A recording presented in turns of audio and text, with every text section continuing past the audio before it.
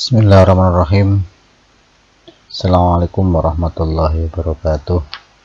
Bismillahirrahmanirrahim. Alhamdulillahirrabbilalamin. Wassalatu wassalamu ala sayyidina Muhammadin wa ala alihi wa sahbihi ajma'in, amma ba'du.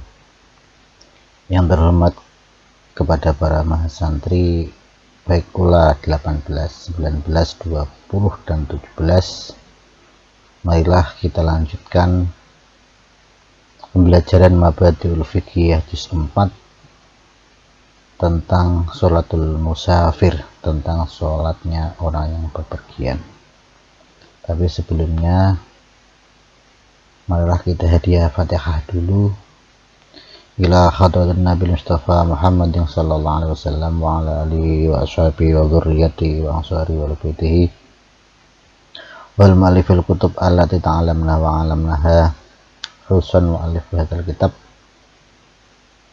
nafa'ana Allah bi'ala fiqh. Al-Fatihah. Iyyaka na'budu wa nasta'in ihdinas siratal mustaqim siratal ladzina an'amta 'alaihim ghairil maghdubi 'alaihim waladdallin. Amin. Bismillahirrahmanirrahim. Sholatul musafiri. Sholatul musafiri utawi iki kubab mertelakake sholate wong kang lunga. Sholatul musafiri utawi iki kubab mertelakake sholate wong kang lunga. Bab ini menjelaskan tentang sholatnya orang yang bepergian. Al-qasru utawi sholat qasar. Al-qasru utawi sholat qasar iku ya juzu wenang. Iku ya juzu wenang lil musafiri keduwe wong kang lunga. Lil musafiri keduwe wong kang lunga. Safaron kelawan lunga. Safaron kelawan lunga tawilan kang suwi. Safaron kelawan lunga tawilan kang suwi. Marhalataini tegese rong marhalah. Marhalataini tegese rong marhalah atau rong pos. Apa ayak sura yen to ngosor atau nyendek sapa musafir. Ayak sura yen to nyendek sapa musafir as-sholata ing sholat. As-sholata ing sholat ar-ruba'iyata kang bangsa patang rakaat. Ar-ruba'iyata kang bangsa patang rakaat ila rakaataini maring rong rakaat. Ila rakaataini maring rong rakaat. Jadi boleh bagi orang yang musafir atau orang yang bepergian dengan bepergian secara jauh, yang mana bepergiannya itu sudah melampaui dua marhalah atau dua pos, diperbolehkan untuk meringkas atau memangkas, mengkorting sholat yang sebangsa 4 rakaat. Berarti sholat zuhur, asar, dan sholat isya dikosor, didiskon 50% menjadi 2 rakaat. Itu bagi orang yang bepergian yang sudah mencapai 2 marhalah. 2 marhalah itu ada yang mengatakan, banyak versi-versi ulama yang mengatakan 2 marhalah itu berapa. Ada yang mengatakan 82 juga ada, 89 km juga ada, 94,5 juga ada. Banyak. Ada yang mengatakan lagi mayoritas ulama itu 2 marhalah itu sekitar 120 km. Kalau orang bepergian sudah mencapai 2 marhalah, maka diperbolehkan untuk mengqashar sholat.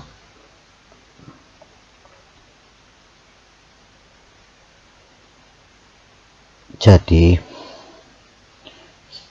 seorang musafir mendapatkan keringanan melakukan sholat qashar atau sedikit jumlah rakaatnya, yaitu mendiskon 50%, diskon besar-besaran. Itu boleh bagi orang musafir. Yang diperbolehkan itu hanya sholat yang sebangsa 4 rakaat. Kalau sholat maghrib itu tidak bisa dikosor karena jumlah rakaatnya adalah 3. Lek dikosor kok malah jadi satu setengah, maka tidak ada, karena sholat maghrib itu jadikan witir berjumlah ganjil di penghujung siang hari. Sedangkan sholat subuh itu juga tidak boleh untuk dikosor, karena sholat subuh itu rakaat cuma 2. Kalau dikosor dibagi menjadi 2 berarti kan 1 rakaat. Sedangkan sholat yang 1 rakaat itu hanya witir saja, maka tidak boleh untuk dikosor sholat maghrib sama sholat subuh.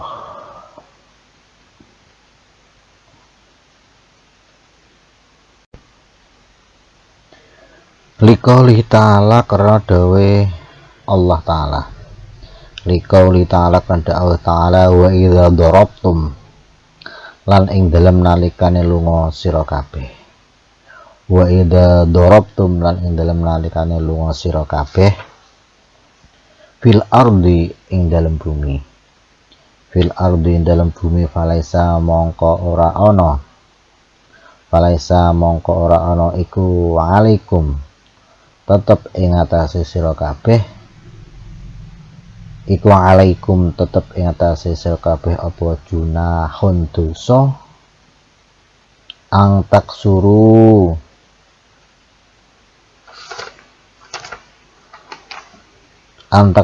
ing yento ngosor atau nyendek sira kabeh minas sholati, saking sholat. Allah sendiri sudah dawuh, maka apabila kamu dalam keadaan bepergian dan bepergianmu itu tidak dalam perjalanan melakukan dosa atau tidak perjalanan maksiat, maka bagimu boleh untuk mengqashar sholat. Wa qaulihi, lan dawe Rasulullah sallallahu alaihi wasallam, khina masuila ing dalem semangsane den takoni sapa Kanjeng Nabi. Khina masuila ing dalem semangsane den takoni sapa Kanjeng Nabi an sholatis safari, ing dalem masalah salat pelungan lunga, an sholatis safari, ing dalem masalah salat lunga, aihya ditambahi bawahnya kalau temani aihya menyimpan dhamir hiya. Aihya tegese utawi sholatis safar iku sedekahun sedekah. Tasedekah kang gawe sedekah, tasedekah kang gawe sedekah sapa Allahu Gusti Allah, sapa Allah Gusti Allah, biha kelawan sedekah, alaikum ing atase sira kabeh.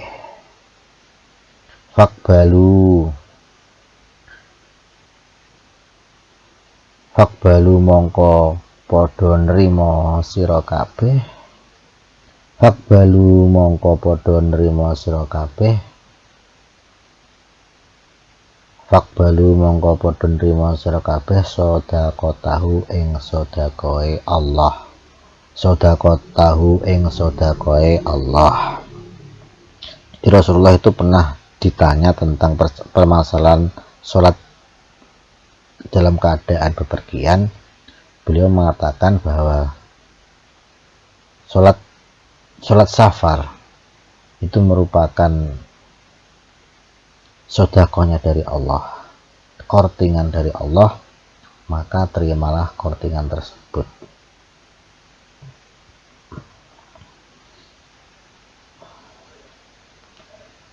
Karena perjalanan itu merupakan sesuatu yang membuat fisik dan pikiran itu menjadi lelah, penat dan sebagainya. Oleh karena itu syariat Islam mempersilahkan seorang yang musafir atau seorang yang bepergian untuk melakukan sholat yang lebih ringan. Allah justru senang jika seorang hambanya itu melaksanakan keringan yang telah diberikannya. Jadi Allah itu lebih senang karena sudah Allah wa in darabtum fil ardi falaisa alaikum junahun an taqsuru minas sholati.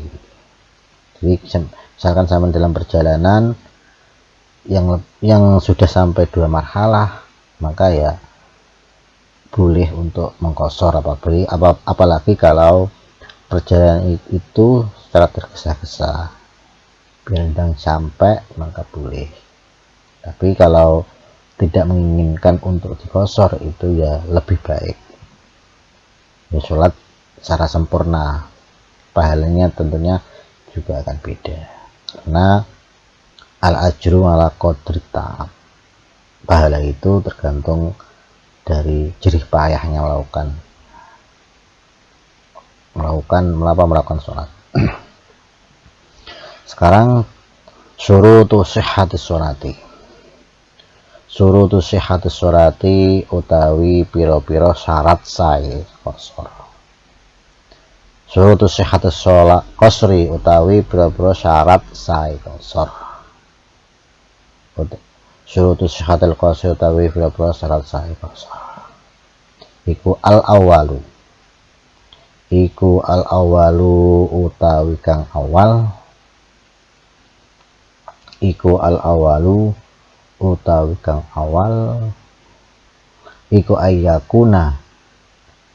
ayakuna yen to ono apa as-safaru lunga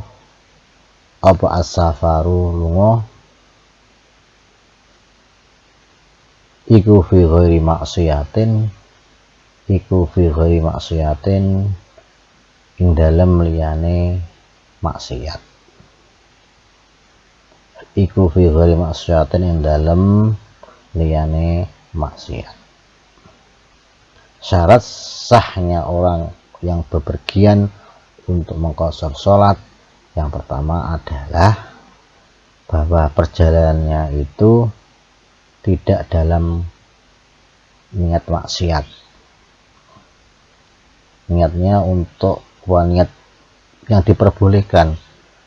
Niat yang diperbolehkan ya niat misalkan perjalanan mau mencari ilmu, bersilaturahmi dengan ke keluarganya, berziarah sebagainya. Itu tidak maksiat. Bila maksiat ya misalkan bepergian misalkan ke Surabaya dengan tujuan golek tuku togel atau mencuri atau dan sebagainya, ngerampok, itu tentunya tidak boleh karena perjalanannya itu mengandung maksiat. Jadi orang yang bepergian secara maksiat, niatnya maksiat, perjalanan maksiat yang haram, maka tidak diperbolehkan untuk mengqashar sholat karena tujuan dari syariat itu memperbolehkan qashar adalah dalam rangka rukhsah, memberikan dispensasi hukum kepada orang yang musafir, sedangkan rukhsah itu tidak bisa dikaitkan dengan kemaksiatan. Orang yang musafir yang tergolong maksiat itu ada 3 klasifikasinya orang yang musafir. Maksiatnya itu termasuk maksiat atau bagaimana, maka boleh tidaknya dia mengqashar sholat ada perinciannya. Yang pertama, musafir yang tergolong maksiat yang pertama adalah asi bisafar.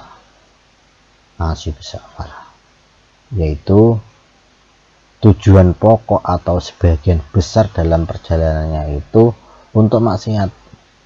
Misalkan ya lungo, dia niatnya untuk maksiat, mungkin melihat konser atau bermain togel, atau perempuan yang keluar rumah tanpa izin suaminya, minggat lah istilahnya, itu tentunya termasuk asi bisafar, yaitu bepergian dengan niat bermaksiat. Maka orang yang berjalan dalam hal ini tidak boleh untuk mengqashar sholat,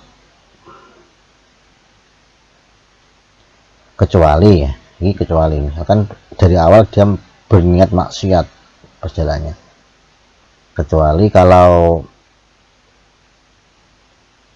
di tengah perjalanan, dengan perjalanan dia itu bertobat, dia tidak, tujuannya sudah dihilangkan, tujuan maksiat misalkan apapun dihilangkan, dia tobat dan mengubah niatnya. Jika demikian, maka musafir itu boleh melakukan qashar sholat dengan catatan nih, sisa perjalanannya masih mencapai 2 marhalah. Perjalanan ketika dia itu tobat sampai tujuannya itu masih 2 marhalah, karena awal perjalanannya secara boleh tidak melakukan maksiat itu dimulai ketika dia bertaubat. Sedangkan musafir yang tergolong maksiat yang kedua adalah asi bisafar fisafar. Asi bisafar fisafar, yakni piye maksudnya, orang yang bepergian, orang niat bepergian dengan tujuan baik, niatnya itu apik pertama nih, misalkan niatnya itu mau kuliah, mau ke mencari ilmu, mencari apa, bersilaturahmi, berziarah, atau mungkin apa itu, menghadiri pengajian dan sebagainya. Tetapi di tengah perjalanan dia itu merubah niatnya menjadi maksiat. Wah, tiba-tiba di tengah perjalanan malah ganti, pengen tuku togel misalkan itu, atau mungkin mencuri dan sebagainya. Maka musafir itu tidak diperbolehkan untuk melakukan qashar sholat, walaupun niat awalnya adalah baik, tapi kan di tengah perjalanan dia itu melakukan perbuatan maksiat, maka tidak boleh dia melakukan qashar sholat, kecuali apabila dia bertobat. Dia tobat, berlaku maksiat itu tobat, maka dia boleh untuk melaksanakan qashar sholat atau boleh untuk meringkas sholatnya, meskipun sisa perjalanan sampai tujuannya itu tidak mencapai 2 marhalah. Hal ini tentunya beda dengan yang pertama tadi, niat dari awal maksiat, maka hitungan dia diperbolehkan qashar sholat ketika dia tobat, dimulai dari ketika dia tobat.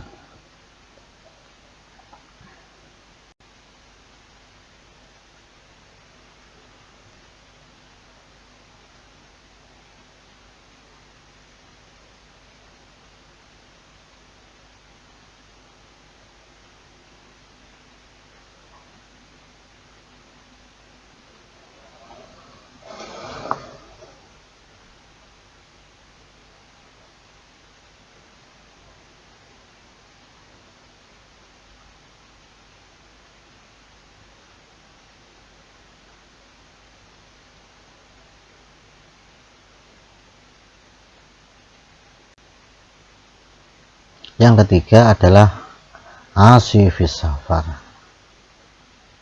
Apa itu? Yang ketiga dari musafir yang maksiat itu adalah asifis safar, yaitu orang yang berpergian dengan tujuan baik, namun di tengah perjalanan dia itu melakukan maksiat tanpa mengubah niat asalnya.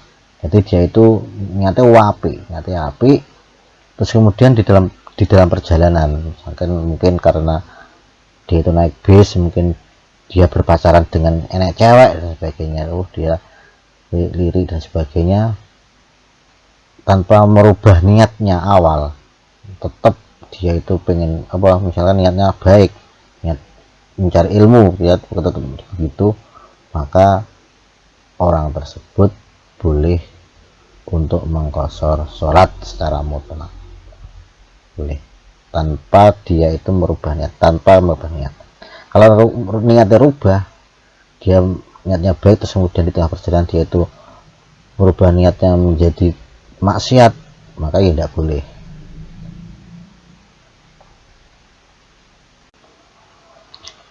Asani utawi kang kaping pindho.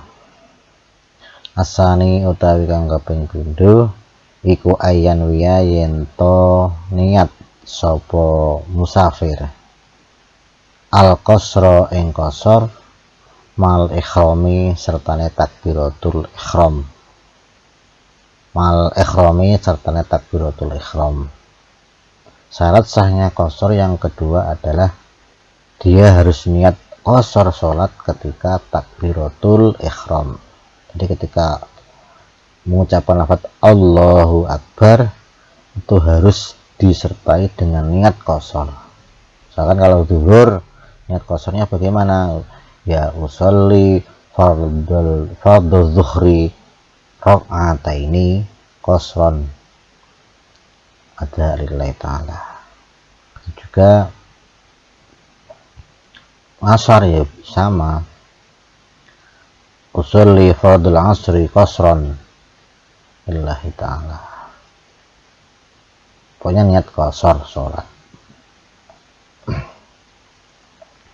Terus kemudian dia misalkan begini, ketika dia itu bepergian sudah sampai marhalah dia ketika takbiratul ihram dia itu niat qasar sholat, ternyata pada pelaksanaannya dia itu itmam itu artinya sempurna rokaatnya menjadi 4. Itu bagaimana hukumnya? Sah pun tidak sholatnya? Di orang yang qasar sholat kemudian dia itu menyempurnakan sholatnya, itu hukumnya diperinci, sah pun tidak ya? Ketika dia itu mau itmam, ketika kan misalkan 4 rakaat, kemudian dia niat qasar 2 rakaat, kemudian dia itu bangun untuk untuk rakaat yang ketiga dengan niat dia itu itmam. Ketika dia itu bangun itmam, aku tak terusnya 4 rakaat, maka sah sholatnya walaupun awalnya dia niat qasar. Tapi ketika dia itu bangun rakaat ketiga, dia niat untuk itmam, niat untuk menyempurnakan jumlah rakaatnya, maka sah sholatnya. Jika ketika dia itu bangun pada rakaat ketiga sedangkan dia itu tidak itmam, dia tidak niat menyempurnakan, jika dia itu dengan sengaja dan mengetahui hal tersebut dilakukan tanpa niat itmam, maka sholatnya batal. Dia tidak itmam ketika bangun dari rakaat untuk melakukan rakaat ketiga, dia itu tidak niat untuk itmam, tidak menyempurnakan rakaatnya, dan dia itu tahu, maka sholatnya tidak sah. Tapi jika dia itu lupa bahwa dia itu mengqashar sholat dan bangun untuk melakukan rakaat ketiga, serta wajib niat itmam jika menghendaki untuk itmam, dia wajib. Misalkan dia itu lupa bangun, kok rakaat ketiga, maka dia itu menghendaki menyempurnakan rakaatnya menjadi 4 rakaat, maka wajib baginya untuk niat itmam ketika dia itu ingat. Atau dia tidak menghendaki, wis bangun, wis ngadeg ketika dia lupa, ketika dia itu bangun padahal dia itu niatnya adalah mengqadha sholat, sudah bangun, apabila dia itu tidak menghendaki untuk itmam, maka ya dia boleh untuk duduk lagi at-tahiyat akhir.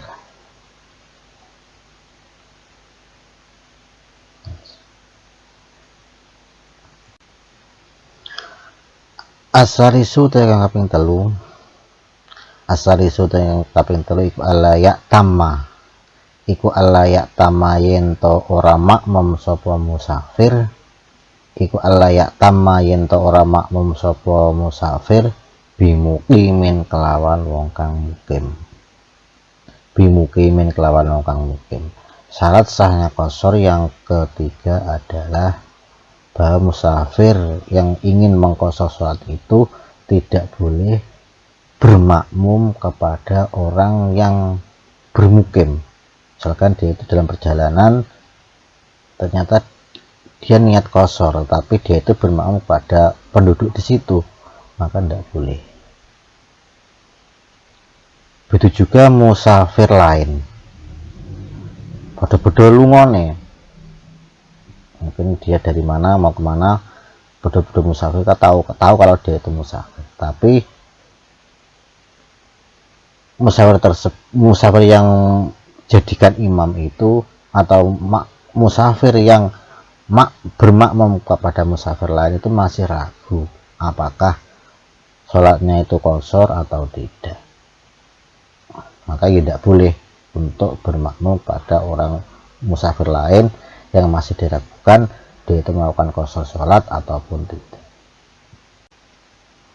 Jadi orang yang musafir yang mengqashar sholat apabila dia itu bermakmum kepada, misalkan kepada orang yang mukim, orang penduduk di situ, walaupun dia itu ikut cuma 2 rakaat ya, tetap saja dia wajib untuk menyempurnakan sholatnya. Namun apabila dia itu bermukim pada musafir lain yang masih diragukan musafir itu sholatnya qashar atau tidak, nah makmum itu boleh untuk menggantungkan niatnya.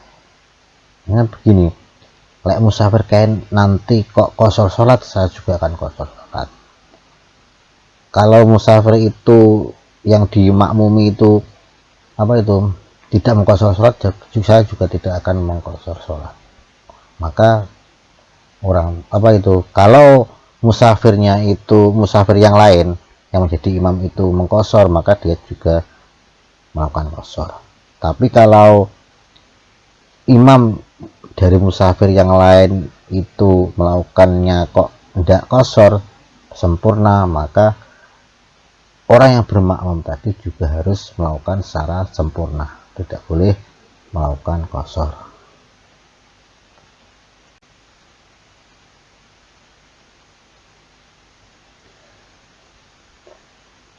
Syarat yang lain selain dari 3 ini, yaitu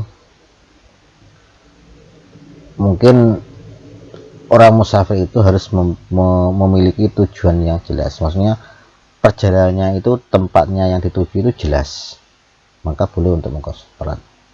Tapi kalau tujuannya tidak jelas, misalkan orang yang musafir itu bingung mau kemana, mau pergi kemana, maka ya tidak boleh untuk mengqashar sholat meskipun orang yang perjalanan tadi sudah melampaui dari 2 marhalah. Begitu juga orang yang misalkan orang yang mencari sesuatu, barangnya hilang, tidak tahu barangnya itu di mana, mencari mubeng terus kemudian dia itu sudah mencapai 2 marhalah, maka ya tidak boleh untuk melakukan qashar sholat karena tujuannya belum jelas.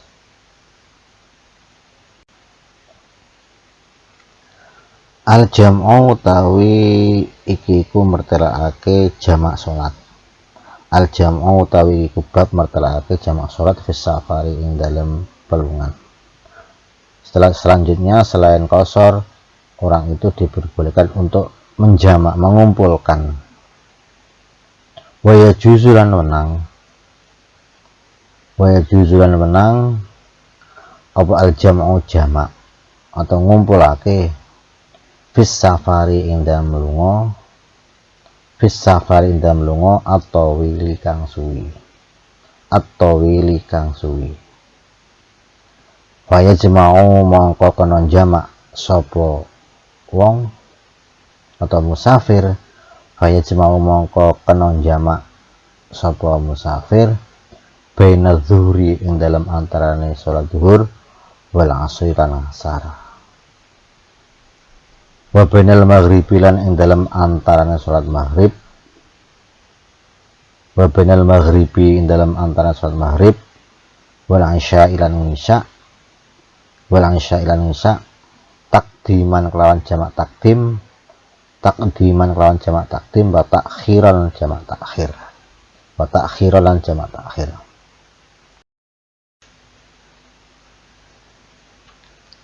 Jadi bab ini menjelaskan tentang jamak yaitu mengumpulkan dua sholat dan dikerjakan dalam satu waktu. Jadi orang yang musafir itu juga diperbolehkan untuk mengumpulkan dua sholat itu dikerjakan pada satu waktu, yaitu antara sholat zuhur dan sholat ngasar itu boleh dijamak atau dikerjakan pada satu waktu. Misalkan pada waktu zuhur maka dinamakan dengan jamak takdim karena dikerjakan pada awal, ataupun dikerjakan dalam satu waktu pada waktu sholat ngasar maka dinamakan dengan jamak takhir. Sedangkan sholat yang tidak boleh dijamak yaitu sholat subuh, karena indah gandengan nih, tidak zuhur karo ngasar, maghrib karo isya. Secara mutlak tidak boleh kalau menjamak, misalkan jamak karo duha tidak boleh, subuh tidak boleh dijamak. Yang boleh dijamak atau dikumpulkan pelaksanaan sholatnya yaitu antara zuhur dan asar, maghrib dan isya.